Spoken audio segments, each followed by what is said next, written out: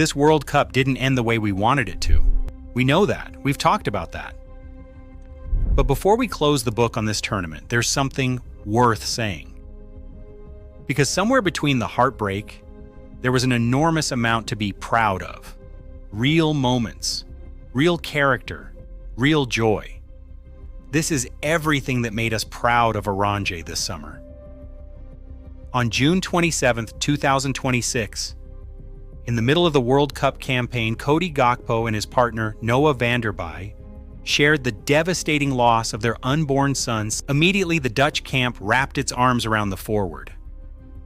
Ronald Koeman and the KNVB ensured Gakpo had the absolute freedom to step away to be with his family, while Captain Virgil van Dijk spoke for the group, stating plainly that football was secondary.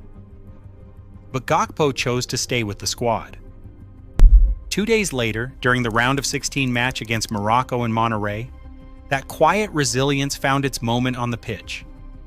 In the 72nd minute, Gakpo timed his run perfectly, meeting a low pass and sweeping it into the bottom corner. As the net rippled, the heavy weight of the previous 48 hours broke through and Gakpo collapsed to his knees in tears. Within seconds, Virgil van Dijk, Frenkie de Jong, and the entire Dutch bench rushed the pitch, surrounding him in a massive, locked embrace. In a tournament defined by pressure, this was a quiet sanctuary of human warmth. In that single moment, a grieving father was held aloft by his brothers, showing the world what it truly means to stand together. That collective warmth soon bloomed into a bright spark of future hope. On June 14th, against Japan, a fresh energy surged onto the pitch. Crysencio Summerville, who had earned his very first senior cap just 11 days earlier against Algeria, stepped onto the world stage with absolute fearlessness. His explosive pace and direct, confident dribbling instantly caught fire.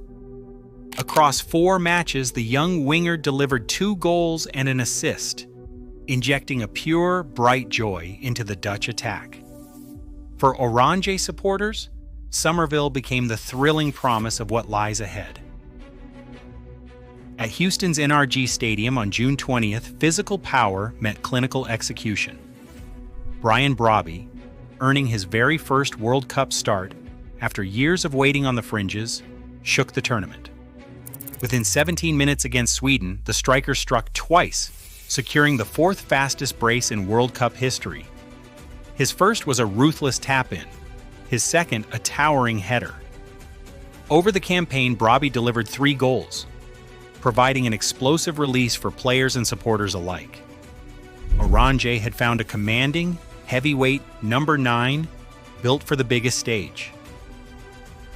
23-year-old Bart Verbruggen provided the tournament's quiet, reassuring backbone.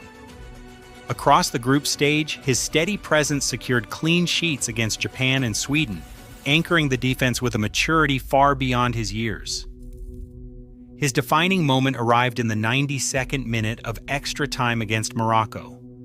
With the match deadlocked, Verbruggen stood alone against a clean breakaway, diving low to deny a ruthless close-range strike.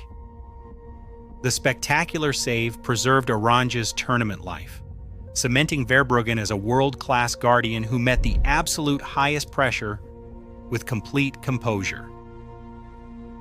Every campaign needs an anchor willing to absorb the physical toll of the world stage. Jan Paul van Hecke stood firm, playing every single minute of the tournament. Against Japan, a heavy blow left him with a swollen black eye that temporarily blurred his vision, yet he completed the full 90 minutes.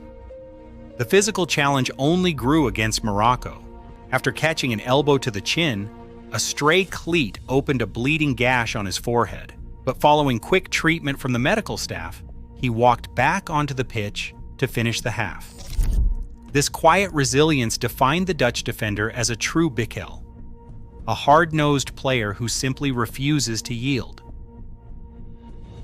That relentless energy did not stay confined to the pitch. It spilled directly into the streets, carried by a traveling orange wave. On June 11th, the double-decker orange bus rolled out of Galveston, starting an 1,800-kilometer journey through Arlington, Houston, and Kansas City before crossing the Mexican border at Nuevo Laredo. In Houston, over 10,000 supporters marched from Rice University, creating a massive fan walk that swept up local spectators in its path. This was the living expression of Gezelligheid, the uniquely Dutch concept of warmth, hospitality, and shared togetherness. Strangers danced side by side, trading local street food and singing together all the way to Monterey.